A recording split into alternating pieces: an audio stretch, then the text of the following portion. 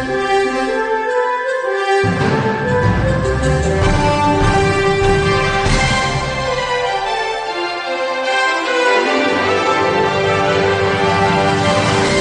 datang di CD Life Revolution Series bersama Tung Desem Waringin.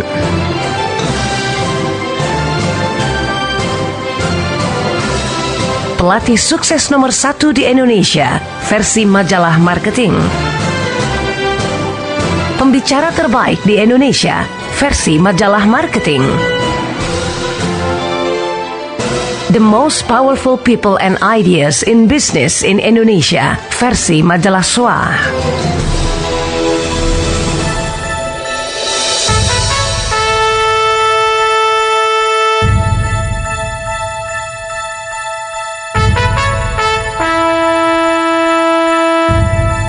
CD ke-9.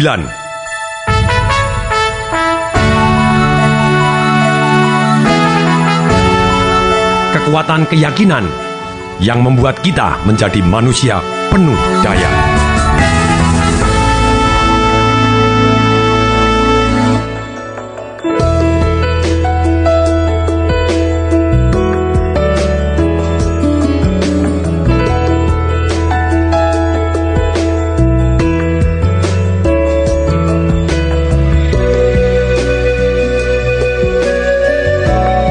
Selamat datang di hari ke-9, CD ke-9. Saya lanjutkan dengan asumsi Anda sudah melakukan tugas di CD ke-8. Benar tidak? Kalau tidak, Anda harus kembali lakukan terlebih dahulu tugas CD ke-8.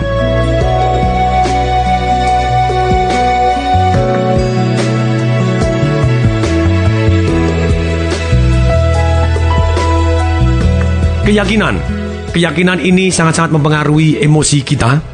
Ketika kita mempunyai keyakinan yang salah, apapun informasi kita proses, keyakinannya adalah susunan kata-kata kita, susunan emosi kita, susunan tombol-tombol dari satu kata menuju ke emosi dan emosi menuju ke tindakan kita.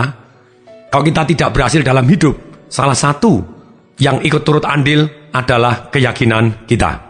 Keyakinan itu tidak ada yang salah, tidak ada yang benar.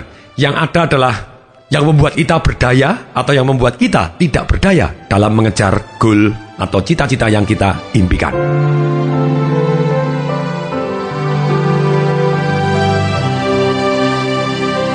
Keyakinan ini pada dasarnya ada dua macam. Satu adalah aturan di dalam hati kita. Bila begini, maka begitu. Kalau saya begini, maka akan jadi begini. Aturan, titik-titik, jadi titik-titik. Yang kedua, keyakinan itu adalah identitas atau satu yang bersifat global, keyakinan global atau aturan global. Identitas contohnya, saya adalah, uang adalah, si A adalah. Nah, sedangkan aturan global atau keyakinan global ini tadi seperti kata-kata, kejujuran itu adalah definisi-definisi umum tentang sesuatu hal yang disepakatin oleh banyak orang. Mari kita perhatikan. Dengarkan dan rasakan. Misalnya ada orang mempunyai aturan di dalam hati. Bila titik-titik, maka begini. Bila saya kepengen sukses, maka saya harus satu hari keluar 10 kali untuk menawarkan minimal kepada 10 orang. Bila saya menawarkan kepada 10 orang, maka biasanya secara hukum rata-rata 2 mau. Bila 2 mau, 1 bulan saya kerja, hari kerja saya 25, berarti ada 50 pelanggan baru yang beli produk dan jasa saya.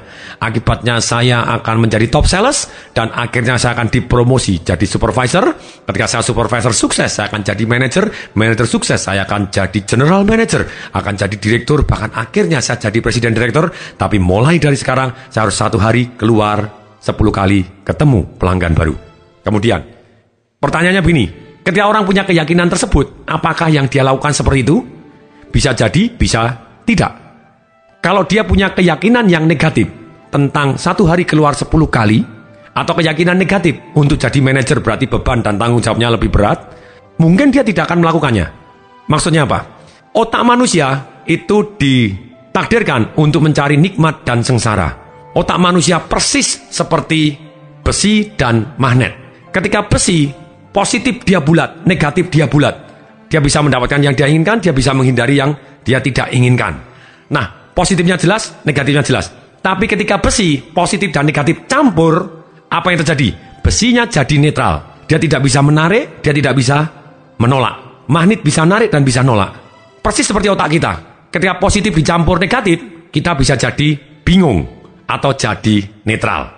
Ketika orang mempunyai pemikiran, betul sih, kalau saya kepengen kaya, saya satu hari harus keluar 10 kali. Tapi dalam otaknya ada yang menetralisir. Dia ngomong begini, tapi kalau saya keluar satu hari 10 kali, nanti saya jadi hitam. Bila hitam, maka saya jadi jelek. Baru satu hari keluar 2 kali, sudah menyerah. Nah, kalau keyakinan ini tidak pernah dirubah, hasilnya, akibatnya apa? Dia tidak akan pernah menjadi sukses. Walaupun dia tahu kalau sukses harus jalan 10 kali, tapi karena 10 kali terkait dengan penderitaan, dia tidak akan bergerak. Dan termasuk keyakinan, hitam itu berarti sama dengan jelek. Aha, keyakinannya siapa? Kalau orang-orang bule di sana, kalau pada waktu musim dingin, kemudian setelah kembali dari musim dingin, ternyata ada bule yang gosong, teman-temannya bilang, pasti ini bule yang kaya. Karena waktu musim dingin, dia akan berjemur di tempat yang panas. Bule sangat-sangat senang matahari, kalau dia gosong, hitam malah dianggap bahwa dia bule yang kaya. Merah-merah begitu, dianggap yang kaya. Nah, itu juga keyakinan. Keyakinan kita, hitam jelek. Belum tentu, ada hitam yang cantik. Ada orang ngomong, putih jelek. Bule kalau orang putih sekali, bagi bule mungkin bisa jadi putih jelek. Tapi belum tentu, bisa jadi putih juga cantik. Jadi itu hanya masalah keyakinan. Keyakinan itu adalah pandangan yang kuat terhadap sesuatu hal. Dan kalau pandangan kuat ini tadi campur baur, otaknya jadi sekali lagi bingung atau netral. Saya beri contoh lagi. Saya ada teman yang sangat-sangat kaya, tinggal di tengah lapangan golf. Di tengah danaunya, dia satu pulau sendiri di tengah danau. Dan ada landasan helikopternya di depannya, ada jembatan satu-satunya menuju ke tempatnya dia. Waktu menuju ke tempatnya dia, kanan kirinya ada angsanya, indah sekali. Ada bebek jinanya, ada flamingo, ada macam-macam, bagus sekali dipelihara di sana. Kemudian lapangan parkirnya bisa untuk 20 mobil bisa jadi. Terus kemudian juga tempatnya indah, ada tempat meeting bisa untuk 50-60 orang di dalam rumah. Ada kolam renangnya, ada dermaganya, ada jogging track. Sekali lagi jogging track, bukan treadmill. Kalau treadmill orang menengah ke bawah. Ini orang kaya, sungguh-sungguh lari-lari muter pulau begitu ya. Ada air mancurnya, kolam ikannya, begitu indahnya. Nah, orang yang terbuka setiap Sabtu sering undang orang datang.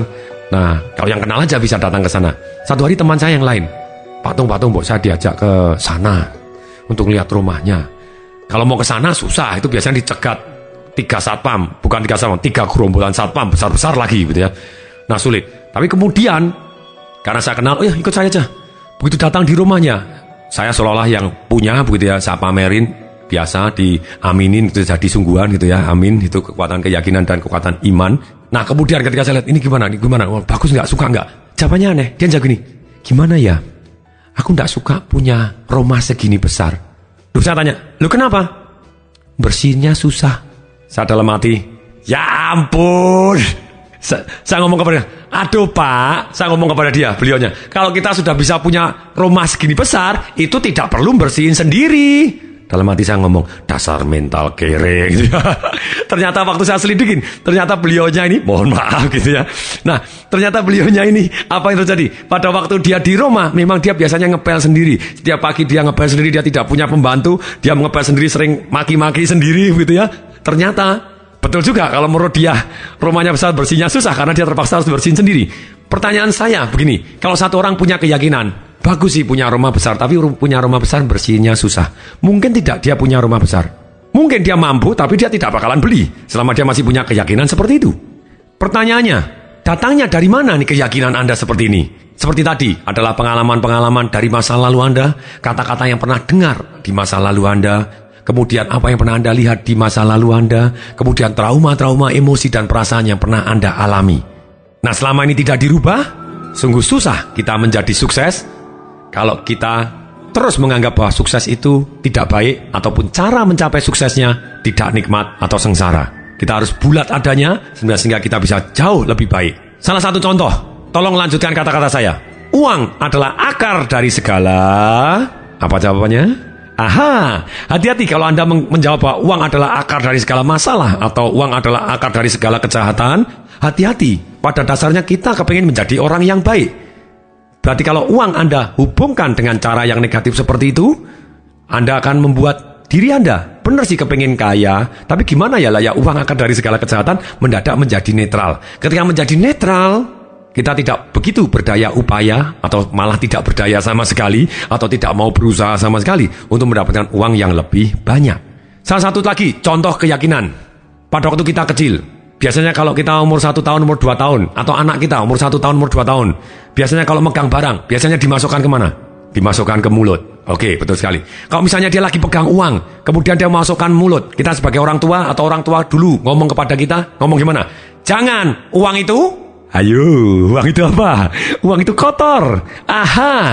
Begitu kita besar, kemudian orang tua kita sering kali tanya kepada kita, nak, kamu kok nggak kaya-kaya ya? Padahal salah satunya, bagaimana kita kaya kalau uang itu kita anggap kotor? Nah, saya sendiri mendidik anak saya. Ketika dia ngambil uang mau dimasukkan mulut, saya bilang, nak, kalau punya uang ditabung, plung. Saya belikan tabungannya dan langsung dimasukkan ke tabungannya. Kalau punya uang ditabung, plung. Kalau punya uang ditabung, plung. Bahkan satu hari, kisah nyata, pada waktu di awal-awal karir saya, rumah saya merangkap kantor. Ketika asisten saya pada waktu itu Pak Diki, duitnya gemeletak di kantor, kemudian mendadak anak saya ngambil, kalau ada uang harus ditabung, plung. Hebat juga, begitu ya. Pokoknya ada uang gemeletak, sikat tabung. Bagus juga. Kemudian pertanyaan saya, apakah pola ini juga pola yang benar? Belum tentu. Mungkin anak saya kalau punya uang selalu ditabung, tidak pernah bisnis, tidak pernah investasi. Bisa jadi salah. Nah, makanya saya juga ajarkan kepada anak saya, uang sebagian ditabung. Begitu dia besar sedikit, saya ajarin jual beli, bisnis, jualan. Nah, banyak orang sampai besar, dia trauma, ataupun dia pernah mendengar, atau pernah melihat, berjualan itu memalukan. Kalau Anda ngomong berjualan sama dengan memalukan, atau mungkin Anda pernah kecil ngalamin, pada waktu masih SD, masih SMP, pada waktu jualan, orang tua Anda marah, kamu ini loh, papamu kan masih bisa miara kamu, jualan kayak tidak punya uang aja. Nah, keyakinan ini membuat orang jadi takut malu jualan. Nah, ketika dia takut malu jualan, hidupnya sengsara. Orang-orang yang paling kaya di dunia, mereka jago jualan. Mereka senang bergaul dengan orang-orang yang jualan.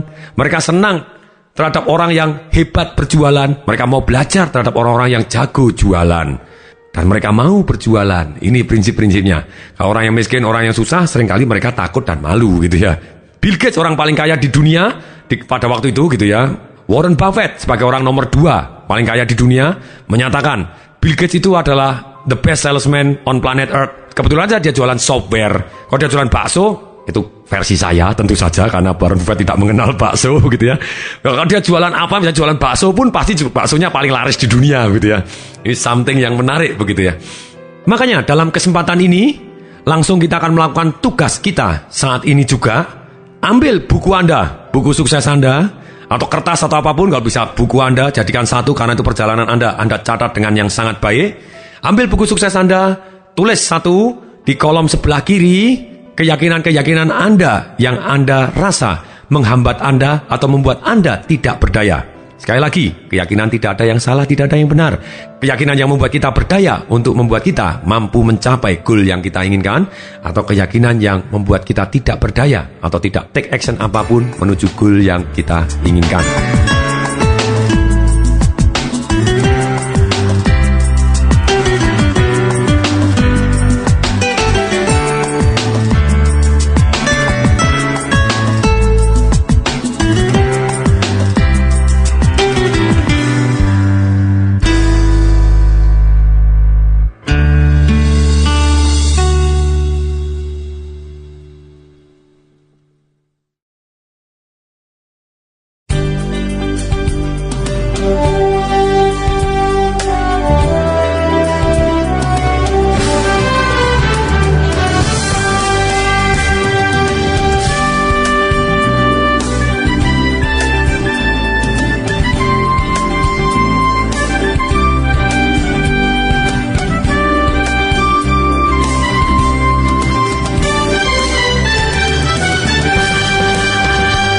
Nah sekarang, ambil waktu terlebih dahulu. Pandangan Anda tentang uang adalah yang negatif, atau kaya cepat adalah yang negatif, ataupun hidup adalah salah satu contoh misalnya.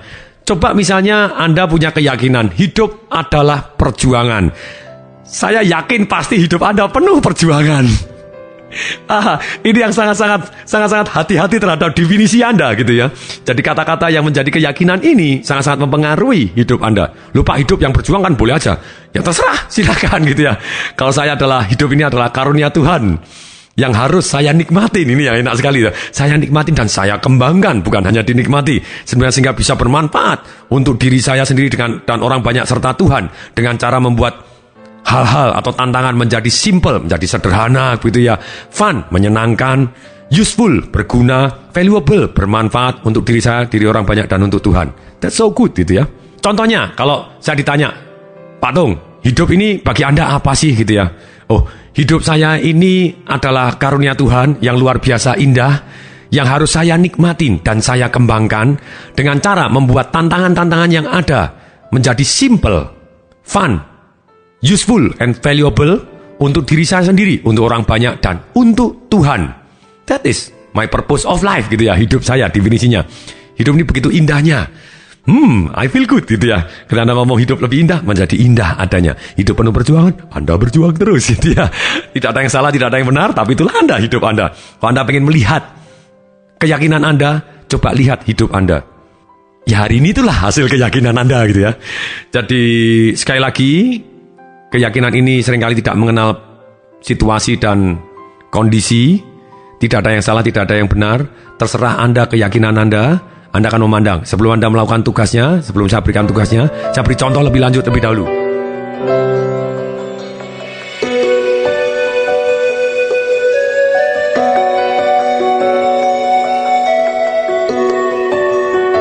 Contohnya, misalnya sama-sama orang diberi uang 100.000 rupiah. Ada satu orang yang punya keyakinan, oh ini menghina ini. Kalau 100.000 menghina nih. Orang yang punya duit lebih banyak, cuma ngasih 100.000. Malah mungkin dia pakai kata-kata yang negatif. Mohon maaf, saya gunakan kata-kata keras supaya Anda ingat seumur hidup. Dia ngomong asu, anjing gitu ya, bajingan. Ini menghina nih, ngasih cuma 100.000. Mestinya dia bisa ngasih lebih banyak. Lupa, kalau kondisinya lain. Kan kalau yang satu bisa bersyukur, iya, tapi kalau kondisinya lain. No, kondisinya sama. Misalnya sama-sama saudara begitu ya. Yang satu miskin, kakaknya kaya pada waktu itu, atau saudaranya kaya, yang kaya ngasih dia cuma 100.000, yang miskin kasih malah marah-marah. Ini menghina, ini kurang ajar, dia marah-marah. Tapi yang satu, walaupun sama-sama miskin, ketika dikasih 100.000, dia bisa merasakan dengan tulus luar biasa dengan kondisi yang sama persis, sama-sama adiknya juga. Dia bilang, terima kasih, ini tangan Tuhan ya. Thank you. Itu keyakinan Anda sendiri. Bahwa dikasih 100.000 berarti dia baik. 100.000 karena yang satu sibuk mempunyai perbandingan, berarti duitnya lebih banyak, berarti dia jahat, berarti dia menghina. Sama persis ketika orang memberikan kepada pengemis. Anda memberikan 100.000 kepada pengemis. Ada orang yang memandang, tidak mendidik. Orang yang murah hati. Dia memberi contoh sebagai orang yang kaya, yang murah hati. Yang satu memberi 100.000 dianggap tidak mendidik. Yang satu memberi 100.000 sama-sama kepada pengemis, dianggap bahwa itu mendidik, menginspirasikan orang banyak untuk lebih sosial. Terserah Anda begitu ya. Tidak ada yang salah, tidak ada yang benar. Yang paling penting membuat Anda berdaya, menjadi lebih baik, atau membuat Anda malah lumpuh, tidak berdaya keyakinan Anda dalam mengejar goal Anda. Sekarang, cari keyakinan-keyakinan atau kata-kata yang pernah Anda dengar. Sekali lagi, harus dilakukan. Saya akan kasih waktu 3 menit, 4 menit, sekitar itu. Anda harus melakukan, tulis keyakinan-keyakinan Anda atau kata-kata yang berupa. Mungkin Anda pernah dengar aja, tanpa sadar itu bisa jadi sangat mempengaruhi hidup Anda. Tulis yang selama ini menghambat Anda. Apapun, saya masih terlalu muda tidak bisa sukses, saya tidak, pendidikannya tidak cukup, maka saya tidak bisa kaya, saya tidak punya modal, maka saya tidak bisa punya usaha yang besar. Apapun, karena Anda tahu bahwa sebetulnya banyak sekali orang yang tanpa modal bisa punya usaha besar, punya modal kecil, akhirnya kaya raya. Anda pasti melihat, Anda pernah membaca juga orang-orang yang mulainya miskin dan akhirnya bisa kaya juga.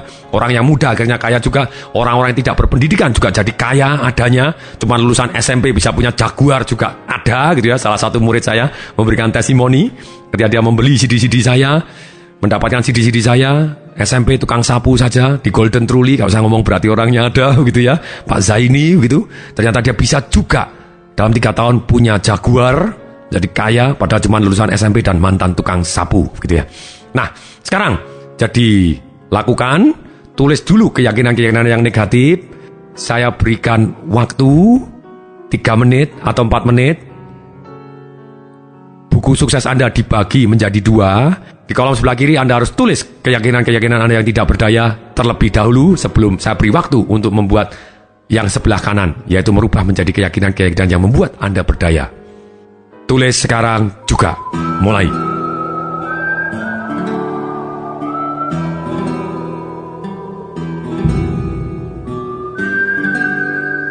Ayo kerjakan, saya berada di sini mengawasi Anda. Ayo kerjakan.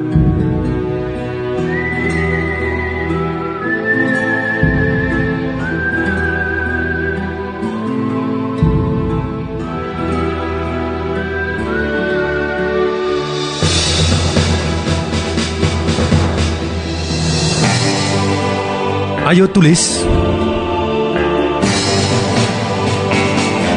Pikirkan.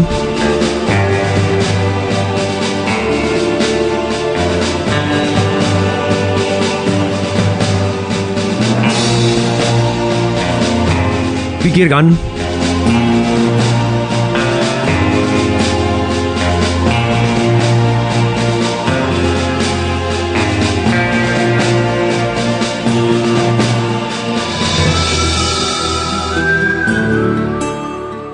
Ayo tulis.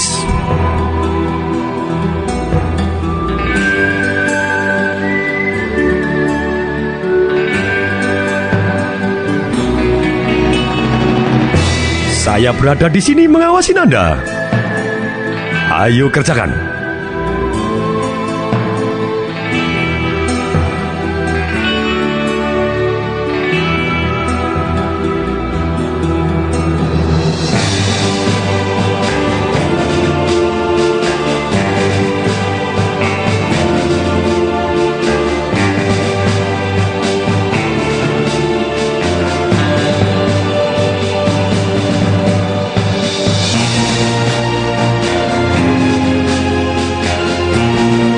Lanjutkan, silakan ditulis. 1 menit lagi.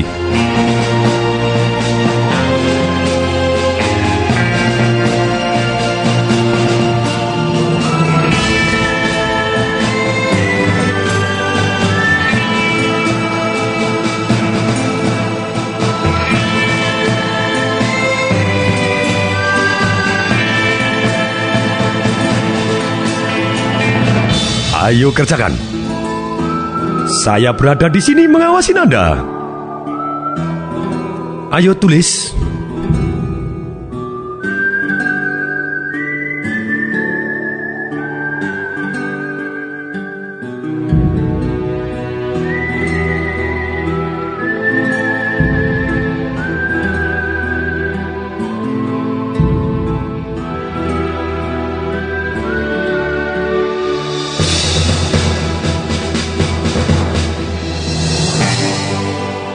Oke, Anda sudah melakukan, menulis beberapa keyakinan Anda yang negatif, boleh Anda tambahkan. Ini penting ketika Anda tidak mengambil langkah menuju ke hal-hal yang Anda inginkan, periksa keyakinan mana yang menghambat Anda. Cari tahu datanya dari mana, dan ruginya apa kalau Anda punya keyakinan seperti ini terus, hasilnya seperti apa. Dan betapa nikmatnya kalau Anda rubah keyakinan ini menjadi yang lebih positif dan lebih baik adanya, sehingga Anda berani mengambil langkah menuju ke arah yang Anda impikan. Sekarang, saya beri waktu untuk menulis keyakinan Anda yang positif, yang baru. Misalnya begini, seperti kata-kata tadi. Uang adalah akar dari segala kejahatan. Anda tulis, tidak punya uang adalah akar dari segala kejahatan. Ingin uangnya orang lain secara tidak halal, itu adalah akar dari segala kejahatan. Bahkan di kitab suci pun sebetulnya bukan uang adalah akar dari segala kejahatan. Woi, baca lagi. Hanya tulisannya cuman cinta uang adalah akar dari segala kejahatan. Sebenarnya kalau mau lebih lengkapnya, kalau itu ingin uangnya orang lain secara tidak halal, nah, atau terikat sekali sama uang sehingga lupa imannya, nah itulah pasti akar dari segala kejahatan, begitu ya. Nah, kemudian kalau Anda ragu tentang kata-kata saya, Anda boleh cari bukunya Paul Zinn-Pilzer, God Want You to Be Rich, atau Tuhan menginginkan Anda menjadi kaya. Cari terbitan buku Gramedia, ada di toko buku, sudah ada terjemahan bahasa Indonesianya juga. Itu menjelaskan satu ayat yang sangat-sangat powerful begitu ya, membuat Anda jauh lebih yakin bahwa Tuhan benar-benar ingin membuat kita menjadi kaya.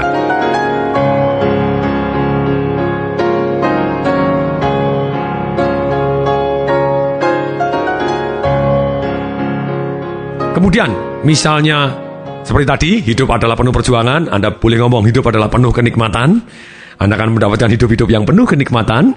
Kemudian, misalnya Anda tulis untuk usaha besar butuh modal besar, Anda bilang itu dulu. Mulai hari ini saya tahu, untuk punya usaha besar tidak butuh modal besar. Hanya butuh, bahkan tidak butuh uang sama sekali seringkali. Hanya butuh ide dan kemampuan untuk meyakinkan orang lain. Bahkan ide pun bisa pakai idenya orang lain. Yang meyakinkan orang lain pun tidak harus kita juga bisa tetap kaya. Itu keyakinan saya, begitu ya. Kemudian, misalnya Anda ngomong, bila saya keluar 1 hari 10 kali, maka saya jadi hitam. Kalau bila hitam saya jelek, makanya males. Nah, kemudian kita ngomong ini, bila saya keluar 1 hari 10 kali, maka saya akan jadi salesman yang sukses. 2 terima, saya sukses.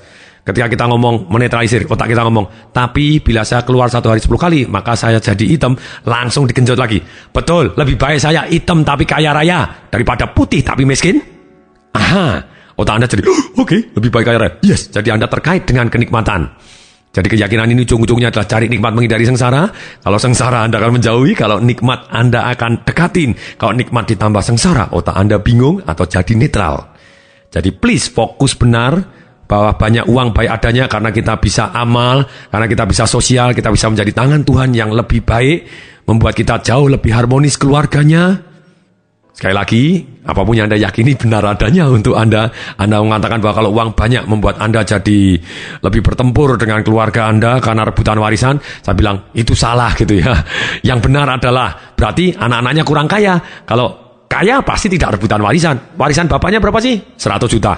Ya, anaknya masing-masing sudah punya 100 miliar. Pasti tidak akan rebutan. Jadi bukan uang yang membuat orang rebutan warisan. Orang yang serakah, orang yang miskin bahkan rebutan warisan. Mbahnya kaya sudah pastilah dia tidak akan rebutan gitu ya. Betul. Itulah contohnya. Jadi ketika keyakinan-keyakinan Anda yang positif akan membuat hidup Anda jadi lebih positif. Sekarang juga rubah keyakinan Anda yang negatif, rubah jadi yang positif. Tulis sekarang juga. Saya akan beri waktu 4 menit.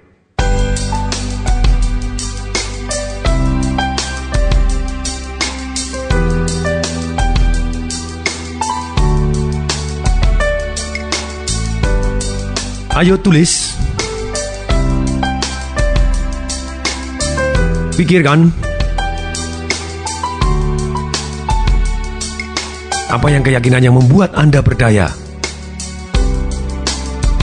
Keyakinan yang membuat Anda loyo tadi, rubah menjadi yang membuat Anda berdaya. Anda bilang, saya terlalu muda. No, muda adalah kekuatan. Banyak sekali orang muda juga sukses. Saya bisa, pasti bisa. Anda tulis seperti itu. Terlalu tua. No, tua adalah penuh pengalaman, penuh kebijaksanaan. Saya bisa sukses juga, pasti bisa. Buktinya banyak orang bisa, dan saya juga bisa.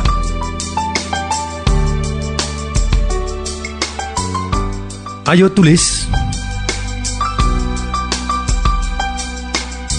Pikirkan. Apa yang keyakinan yang membuat Anda berdaya?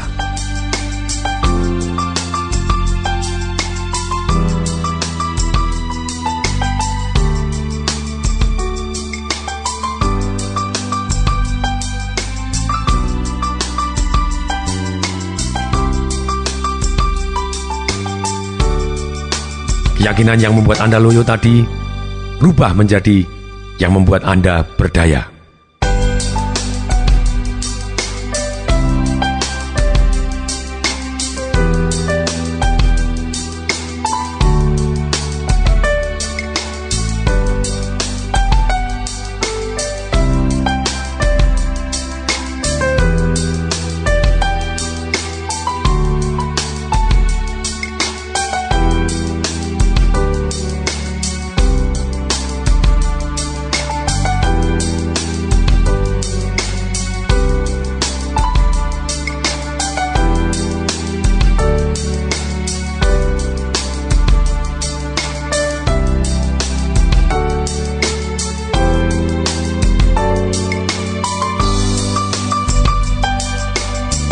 Lanjutkan, silakan ditulis. 1 menit lagi. Go!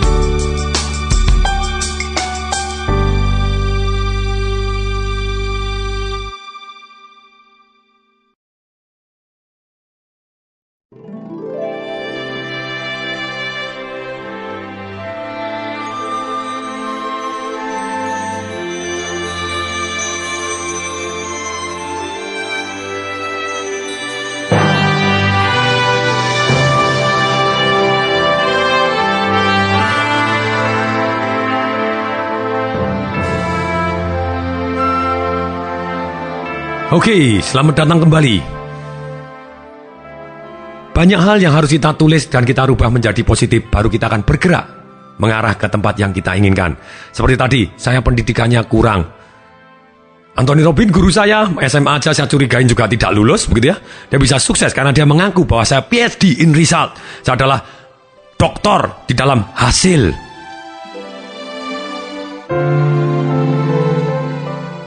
Dia penuh percaya diri karena dia mempunyai kata-kata seperti itu. Bahwa saya adalah PhD in result, yang paling penting hasilnya. Dan saya terus orang yang mau belajar kok. Banyak orang S1, S2, S3 dan mereka selesai sekolah dan tidak belajar lagi. Saya walaupun lulusan SMP, lulusan SMA, lulusan apapun, SD pun, Anda bisa sukses juga. Seperti teman saya, Pak Andri Wongso, SDTT, sekolah dasar tidak tamat tapi bisa sukses gitu ya. SDTT TBS, sekolah dasar tidak tamat tapi bisa sukses. Itu bukti gitu ya, bahwa masalah pendidikan bukan hanya sampai di situ aja, karena teman saya tadi mau belajar dan terus belajar, akibatnya dia bisa sukses. Demikian juga Anda. Anda tidak sekolah, makanya Anda terus belajar, makanya saya sukses. Kalau Anda S3, saya S3, makanya saya punya kemampuan belajar yang lebih baik, dan saya juga sukses karena saya mau belajar, dan saya pasti sukses adanya. Keyakinan ini sangat-sangat mempengaruhi keputusan kita, sangat mempengaruhi tindakan kita. Seringkali kalau keyakinan ini tidak kongruen bulat terhadap goal kita, seringkali kita melakukan self-sabotase, menyabot diri kita sendiri, membuat kita susah berhasil, atau mungkin kita berhasil tapi tidak menikmati, dan ketika kita berhasil sedikit, kemudian menyabotase, akhirnya jadi turun lagi.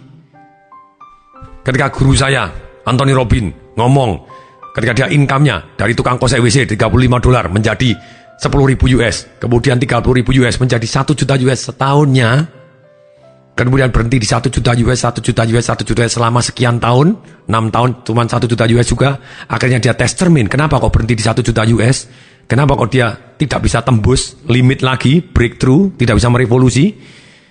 Akhirnya dia pelajari, ternyata di dalam hati kecilnya dia punya keyakinan 1 juta US lebih dari cukup. Kalau lebih dari 1 juta US itu serakah. Aha, siapa yang mau bilang serakah? Ketika dia ngomong serakah, dia tidak akan bisa lebih. Tanpa sadar dia menyabotase, income-nya cuma segitu. Tapi ketika Anthony Robbins merubah keyakinannya, enggak kok, kalau saya lebih dari 1 juta US, saya bisa memberi makan orang yang lebih banyak. Saya bisa mensubsidi sekolah yang lebih banyak. Saya bisa memberikan pelatihan-pelatihan di penjara-penjara secara cuma-cuma. Saya bisa memberikan sumbangan-sumbangan kepada panti asuhan, panti jompo di seluruh dunia. Aha. Dalam 1 tahun, boom, penghasilannya bisa meledak jadi 27 juta US. Walaupun itu gross, dalam hal ini adalah keluar dari zona nyamannya, dan dia mencapai sesuatu yang lebih banyak.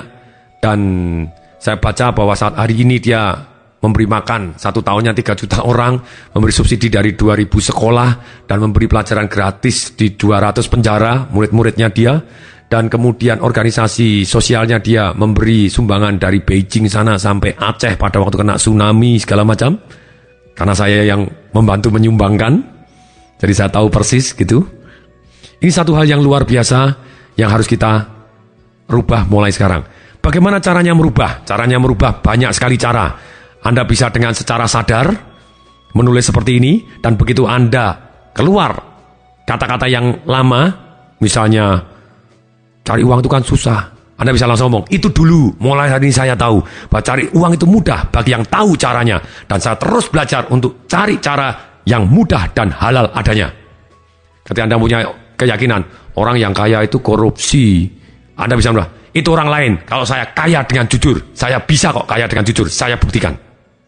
Dan kemudian Anda punya keyakinan misalnya, lebih baik miskin tapi jujur daripada kaya tidak jujur. Atau lebih baik miskin tapi bertuhan daripada kaya tapi tidak bertuhan. Hati-hati terhadap keyakinan seperti ini. Anda harus rubah dengan kata-kata Anda secara sadar. Anda bisa pegang tangan Anda di hati Anda, kemudian Anda ngomong, mulai hari ini saya tahu orang miskin pakai kata atau. Mereka mempertentangkan antara yang baik dengan yang buruk, atau dengan buruk dengan buruk. Akibatnya mereka hanya dapat yang buruk. Tapi saya adalah orang yang kaya, pasti kaya, sudah kaya. Saya pakai kata-kata dan, yang baik boleh saya miliki dua-duanya. Saya memilih kaya dan bahagia. Saya memilih kaya dan panjang umur. Saya memilih kaya dan bertuhan. Saya memilih kaya dan harmonis keluarganya. Saya memilih kaya dan sukses adanya. Saya memilih kaya dan sehat. Saya memilih kaya dan jujur. Saya memilih kaya dan banyak amal. Saya memilih kaya dan anak-anaknya jadi. Saya memilih kaya dan keluarganya harmonis. Saya memilih kaya dan seksnya kuat. Apapun. Silakan, Anda boleh memilih kaya dan. Tidak perlu pakai tapi. Kalau Anda menghakimi diri sendiri, saya lebih baik miskin tapi jujur daripada kaya menipu orang, Anda mulai menetralisir bahwa Anda baik miskin gitu ya. No, miskin tidak baik. Kalau anak Anda sakit, Anda tidak bisa bayarin. Orang tua Anda sakit, Anda tidak bisa bayarin. Anda cita-cita tidak bisa bayarin. Betul, miskin bisa bahagia. Banyak orang ngomong, Pak, tapi saya kan miskin, bahagia bisa. Betul, miskin bisa bahagia. Kalau belum tiba saatnya. Yaitu apa? Ketika anak Anda tidak bisa makan, Anda bilang bahagia. Oh enggak Pak, ya yang cukup aja. No, ketika ada keluarga Anda sakit liver, butuh transfer liver, butuh 5 miliar, Anda bisa? Kalau Anda tidak bisa, Anda sedih sekali saat itu. Nah, saran saya, kita bulat saja. Kita bisa kok kaya dan bahagia. Ada tidak? Ada. Kenapa kita tidak pilih yang kaya dan bahagia? Jadi kita tidak menetralisir. Demikian CD ke-9 ini. Anda sudah melakukan PR-nya. Di tengah-tengah Anda mendengarkan CD-nya, kalau Anda belum merubah keyakinan Anda yang negatif menjadi yang positif, yang tidak berdaya menjadi yang membuat Anda berdaya, silakan lakukan sekarang. Kalau sudah, Anda saat ini boleh bebas. Sampai ketemu di CD ke-10. Pasti bermanfaat. Saya Tung Desem Waringin mengucapkan salam dahsyat.